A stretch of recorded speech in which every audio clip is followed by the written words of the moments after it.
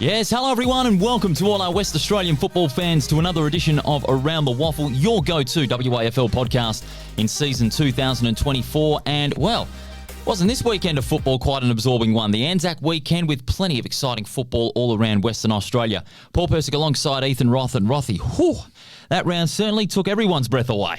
Yeah, it was split over a few days and, speechless, to be honest, after the result on Sunday, so plenty to unpack. Well, we'll unpack that in just a little bit. Of course, your go-to WAFL podcast in 2024 is available on all socials, Facebook, Twitter and Instagram. You can check us out on YouTube and wherever you get your podcasts. We've got a big show coming your way. We have got all three games that we're going to break down, and in just a moment, we're going to chat with South Fremantle wingman Tom Bletchenden, who had a great game against West Perth on Saturday, and also the casting of the votes for the Around the WAFL Player of the Year, as well as the leaderboard that we're going to reveal to you after 5 rounds of competition. But first, here's how you can win big at the WAFL.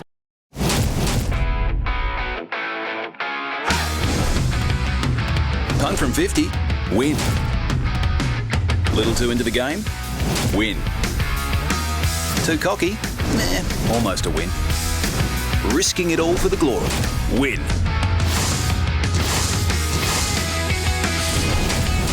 It's win-win at the WAFL. Great footy, food and entertainment. Find out more at waffle.com.au. No doubt there's going to be plenty of big win-wins over the next week or so because we are back to the full Monty, so to speak. All 10 teams are back in action this weekend, and we'll preview those games on Thursday. But first, it's time to get to our special guest for today's show. He had a killer game against West Perth on Saturday at Pensionet Stadium in Joondalup, getting the Bulldogs' third straight win of the season, and they are right in the thick of things in the 5 after 5 rounds of competition. His name is Tom Bletchenden, and he's good enough to join us on Around the WAFL. Tom, how are you, mate? Good, thanks, boys. Thanks for having me on. Great to have you on the show. Congrats on a great win. It's really a rejuvenated Bulldogs playing group, isn't it? After the round 1 loss and the difficult season last year, you've now hit your straps with 3 straight wins. Yeah, for sure. Yeah, as you said, I think we've got, a different group this year and, with a few imports back in and a few young boys stepping up and playing their role really well. I think we're certainly a different team to last year, and, things seem to be working quite well this year as the year goes on. It's a nice balance between experienced and younger players coming through. One of those younger players being Jaron Carr, who made his debut on the weekend. What can you tell us about him? Yeah, mate, he was unreal on the weekend. He had a fair bit of the ball, and we're only looking at his GPS results last night, and he certainly ran a long way. And, for a young boy to come in like that and play his role, it was quite impressive. He was all class, wasn't he? And that's something that he and amongst the others of the influx of young Bulldogs that are in that side certainly have been a welcome addition, hasn't it? Yeah, for sure. Yeah, there's plenty of young boys. He's not the only one that's, come in and played his role this year. So for him to come in and do that, along with plenty of other young boys, it's been, quite impressive, as I said. What about the welcome return of Hayden Schloith this season? He's back after a year in the country, and since he's come back to South Fremantle, he's really been quite a big boost to the Bulldogs' playing stocks. Yeah, 100%. Schloith, he's always been, a big part of the club, and not having him there last year, I think we really missed him. So, it's good to see him come back in this year and sort of pick up where he left off, and, I think he sort of improved everyone around him. So, it's really good to have him there. And back at home this week against Perth, a testing game. They're in some reasonable form. Yeah, Perth have, I think this year they're probably a lot better team than what they have been the last couple of years. So, it'll be a good game. We're going to have to be at our best to beat them. But, we're looking forward to the challenge. Your own game was very impressive on Saturday. 29 disposals, 3 marks, and also 3 inside 50s. You form a really good stock in that midfield rotation. Yeah, I've been enjoying my role, sort of playing a bit of wing, a bit of inside, and it's been good, I guess. And the last couple of years I've been more inside, but this year probably playing more on the wing. So I'm just getting used to that and still going inside a little bit, as you said. But I've been just enjoying doing my part for the team and doing whatever's right for us to get the win and best thing for the team, I guess. What about Jake Florenca? Obviously, that's the only downside of what was a great win on Saturday. Jake Florenca had another injury. What's his prognosis, if I may ask? I think it's just precautionary for now, mate. To be honest, I haven't really heard too much. So, think we'll probably find out more later in the week. But, yeah, I think they're just being cautious as he's had a bit of history, as we all know, with like that sort of thing. Well, fingers crossed for Jake. We do wish him all the best and hope to see him back out on the ground very, very soon. Tom, congratulations on what was a superb win at Pentanet Stadium in Joondalup on Saturday against West Perth. Go get him against the Demons at Fremantle Oval this weekend. Thanks for your time. No worries, boys. Thanks very Tom. much. Cheers. That was Tom Bletchenden from the South Fremantle Football Club joining us here on Around the WAFL. And as to be said, Ethan, Tom's game again has been magnificent in the first few weeks, 29 disposals. But, they are such a much more refreshed side. After the year they had last year, injuries and the salary cap penalty, they're now focused on getting back into that final five. Join the Fight Back was their marketing campaign, and Yeah. they're living up to it as it stands right now. But yeah, Tom, outstanding game, reigning best and fairest, so he's really leading that charge amongst the younger boys coming through. They could be featuring in the Player of the Year votes a little later on in the show, so stay with us on Around the WAFL. We'll have that a little bit later on in the show. But this week, Waffle Wonderland is heading south. Get to Waffle Wonderland and watch Peel Thunder against West Perth at Lane Group Stadium in Mandurah from 1:30 this Saturday. It's Waffle Footy with a wonderland of food trucks, giveaways, DJ and kids activities. Tickets at waffle.com.au. Yes, big game, Peel Thunder, West Perth, Lane Group Stadium in Mandurah, the home of Waffle Wonderland this week. Make sure you get down there on Saturday. It's going to be an absolute barnstormer. But now, let's recap the 3 games that took part on the ANZAC Day Weekend. Let's start things off, Ethan, on the Thursday. Perth and East Perth at Mineral Resources Park in Lathlane. Class told for the Royals, but they were challenged after quarter time. Perth, again, another slow start, 1-4 in the first quarter. It's likes of Crowden, Brayshaw, Randall to an extent. Their midfield again firing. But, Perth didn't play that badly. They didn't play that badly. They just have those missing links that have been a continuous problem. Yeah, 21-point loss. I think that was around about what we sort of anticipated. East Perth probably just a bit more classy throughout the whole ground. But, the first goal woes from the Demons really cost them. That's been the problem, hasn't it? First quarters, not really clicking into gear until after quarter time. No, that's something that Peter German will want to address heading into that game against South Fremantle. But going to East Perth, their AFL calibre midfield just keeps on firing. They are the best midfield unit in the competition. When you look at Brayshaw, 27, Crowden, 29, including 10 tackles, and in the ruck, Scotty Jones, he tore it up with 58 hit-outs to go with his 12 disposals. His hit-outs to advantage and his follow-up work proving quite crucial. I think young Josh Edwards probably would have learned a little bit of a lesson there. He'll be obviously better for the experience. But yeah, Jones, they just complement each other so well in that midfield. Such an even spread week after week. They really should be primed for a flag, to be honest. They've got to be. This is a side that, despite missing Angus Schumacher, who is one of the best midfielders in the game, there's no worries for East Perth. They can cover anyone's loss, in any position at the moment, East Perth, because their depth is absolutely brilliant. When you talk about Hammer Brayshaw, he missed round 1 due to concussion. East Perth got a good win against the Bulldogs. And then, of course, Angus Schumacher's been missing due to concussion as well, with the protocols coming into effect. But now you've got the likes of Crowden, Randall, Kai Wilcox stepped up to the middle for a little bit, had 20 disposals, and Mitchell Schofield, 20 touches, 9 marks, 5 goals up forward. What a performance. Yeah, absolutely. They kicked a lot of long goals as well. There's a few from outside 50. A lot of range from some of those players, Tom yes. North, nice one, I think, and Angus Scott as well. So, yeah, for the Demons, Charlie Constable, obviously, we touched on his injury. Hopefully, that's not going to impact them too much. Well, we've been told that it was syndesmosis that he's been diagnosed with as a result of that ankle injury, so he could miss a big bulk of the season. So that's a major blow for the Demons. It is, yeah. And, Jack Cooley stepped up, 40 disposals. Unbelievable. There. So he's sort of flown under the radar a bit, I feel. Obviously, ex-East Perth player. That's right. Went over to the VFL for a bit as well. So, he stepped up. And you don't often see too many 40 disposal games in the WAFL. In a losing side, no less. He had 8 marks and 6 tackles as well. 3 inside 50s, 40 disposals. He did have a little bit of support from Corey Byrne. They played in tandem brilliantly. Blake Schlensog from halfback, he had 14 touches and 5 marks and 3 inside 50s as well. But, they're a side that, we can understand a little bit of. They can be competitive. but there are some parts of their game that are a bit difficult to comprehend, so to speak, because, you know, they've got a lot of good players, but where's that link? Where's that continual link from both ends of the ground, especially from the midfield supply to the forwards? It's going to be a bit difficult for Perth, you know, until at least later in the season. Yeah, and Blake Schlenstock made his debut for the club. He looked decent at the level, and also I was impressed with Harry Quartermain, 4 goals.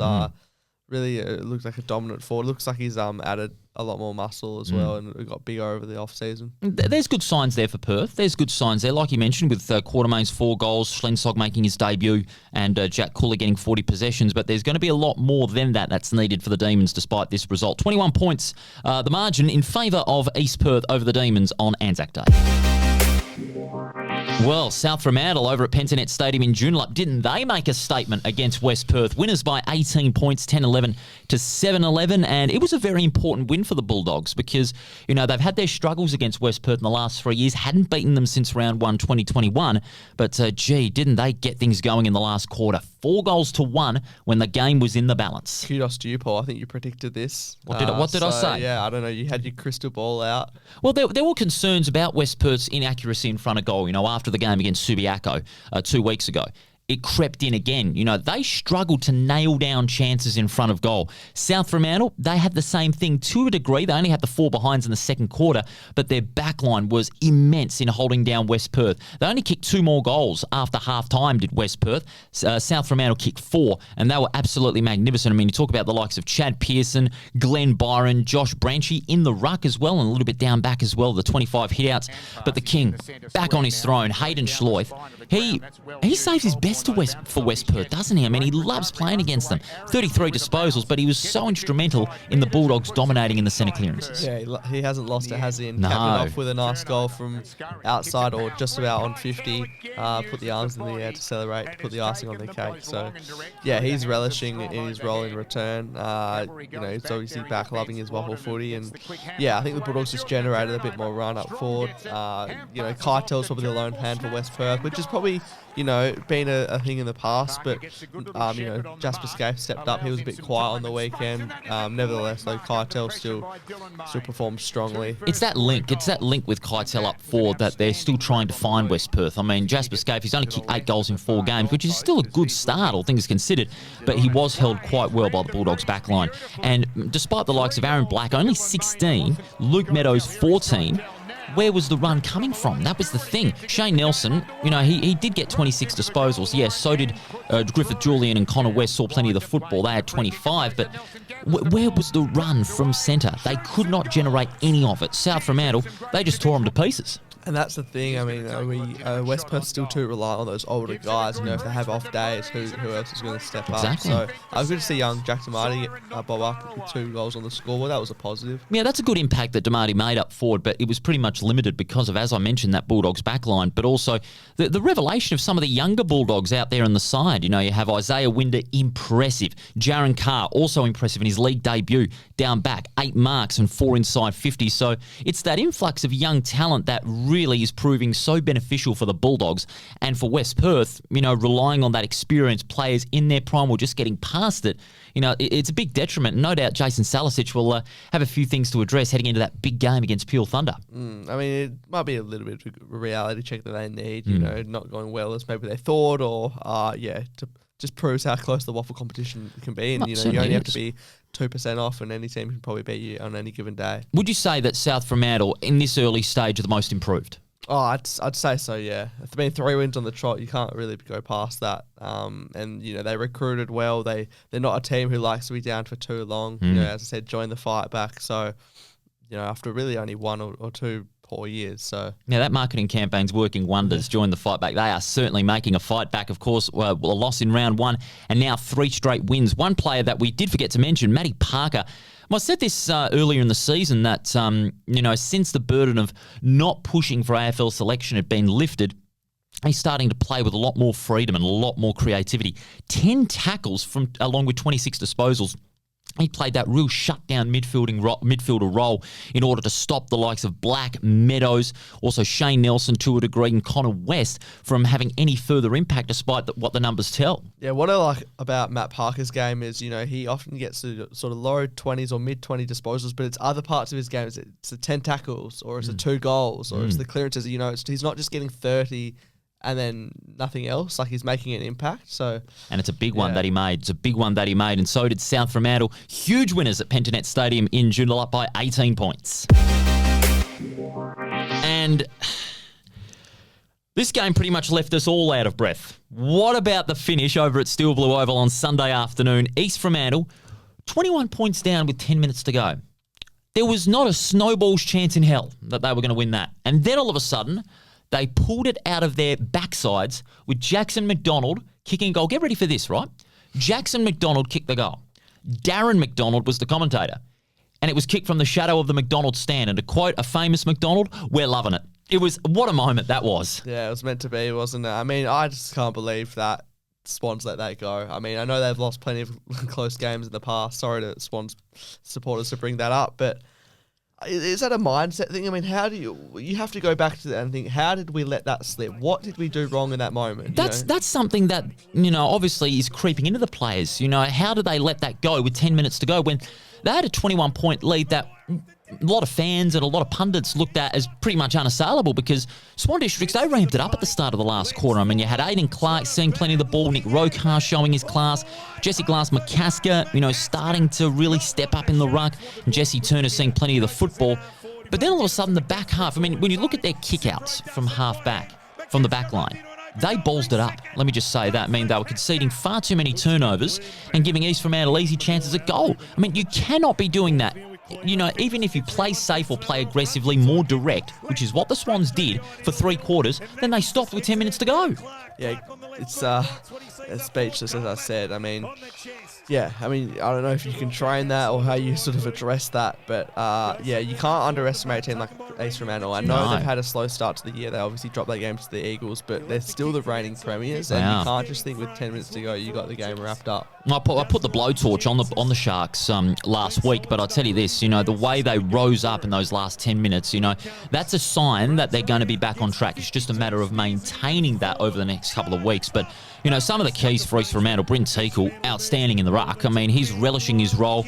Kicked a vital goal up forward late. He shifted up forward late in that last quarter just to add some marking prowess, and he was absolutely outstanding. I could rate his follow-up work very highly, and since coming back from the AFL system delisted by Port Adelaide, he's playing some terrific football. Thomas Bennett, 20 disposals. Milan Murdoch came for a bit of close attention from Jeb O'Donoghue, who was reported for an incident in the second half of that match, so that's going to be looked at during the week. And also Cameron Erdley down back. Maybe didn't have his best game, but when he was needed to create an impact, he was there. Yeah, very much experienced. And, debutant Josh Cripps as well. Yeah. Good to see him out there. Both rucks went forward and kicked goals, didn't they? I mean, Teakle did it, and Glass-McCasker did it a couple of times, with 3, and don't forget Lee Coleman, 4 goals in a losing effort. A really incredible performance. He's been one of the form forwards in the competition. He's their main avenue to goal from a Swan District's point of view. Yeah, and they looked good in their 90 anniversary. Yeah, how about that? Gotta love the retro jerseys. Yes, but 10 minutes ago in that game, I was thinking East Fremantle can't win the flag. Simple as that. I thought the game was dead and buried. You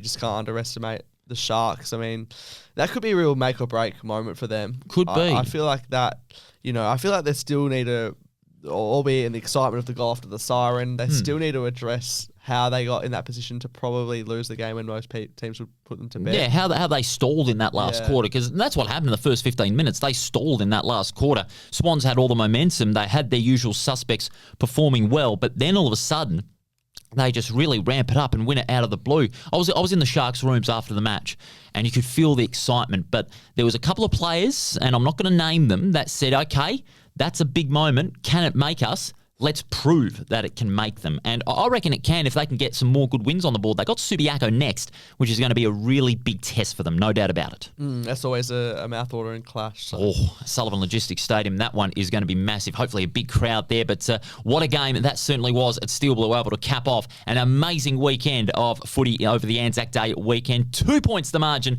with Jackson McDonald getting a goal after the siren to sink the Swans. Win. Win. Almost a win. Win. It's win-win at the Waffle. Great footy, food and entertainment. Find out more at waffle.com.au.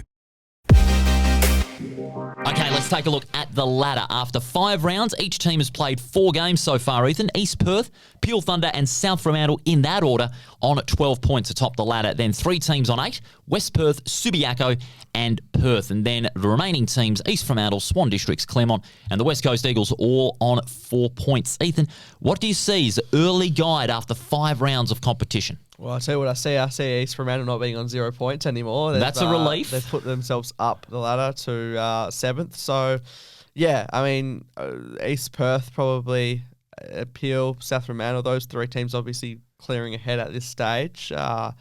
But yeah, I mean, with a full round back of Waffle footy from this week, we'll get more of a read of the whole situation. Round 6 is a big, big round. Of course, we'll preview all round 6 games on Thursday on Around the Waffle. You can check us out on YouTube and wherever you get your podcast. Now, it's time for this.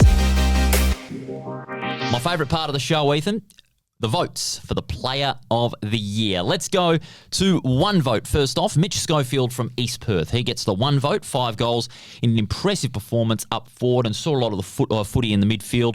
2 votes in a losing team, Lee Coleman. I just like the way he was able to create opportunities on the leads inside 50. 4 goals, 1. Great performance. He really has been one of the form forwards in the competition. 3 votes, Bryn Teakle of East Fremantle.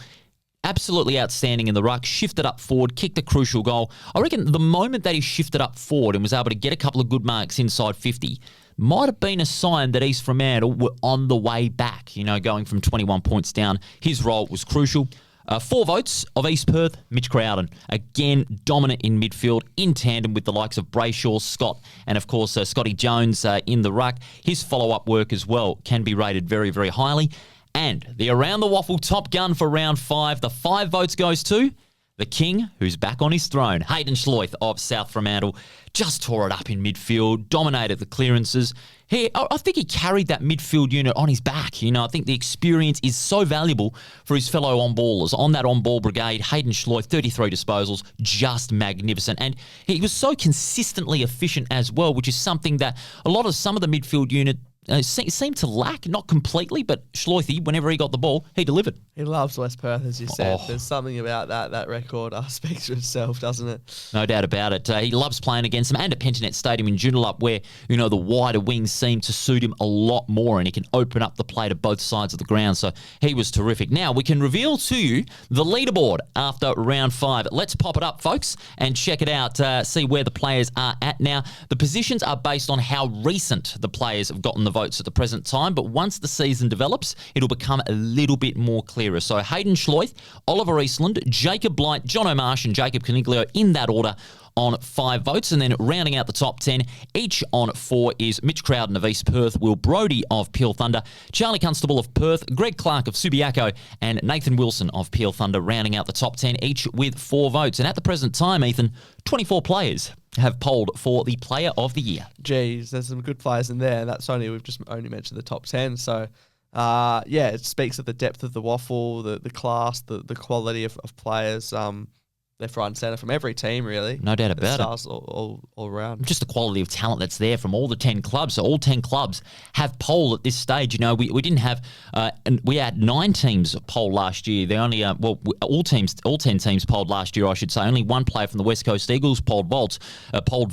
We've got 2 of them already, Liam Ryan and Zane True, of course, based on the last couple of performances from the Eagles before round 4. So it's good to see that all 10 teams are getting the love here. It is. is, yeah. And, the West Coast broke that drought, 600-plus days. So That I still can't believe. yeah, hopefully they can get another win on the board soon. No doubt it's going to be a big one for them against East Perth on Sunday. We'll preview that game, of course, on Thursday right here on Around the Waffle. That does it for today's episode. We look forward to your company on Thursday when we preview a massive Round 6. It is a huge weekend of footy, Ethan. I'll see you there. See you then, Paul. Listeners, make sure to tune in on wherever you get your podcasts, and you can check us out on YouTube as well at Around the Waffle and on Facebook, Twitter and Instagram. We'll look forward to your company on Thursday when we preview Round 6. See you then.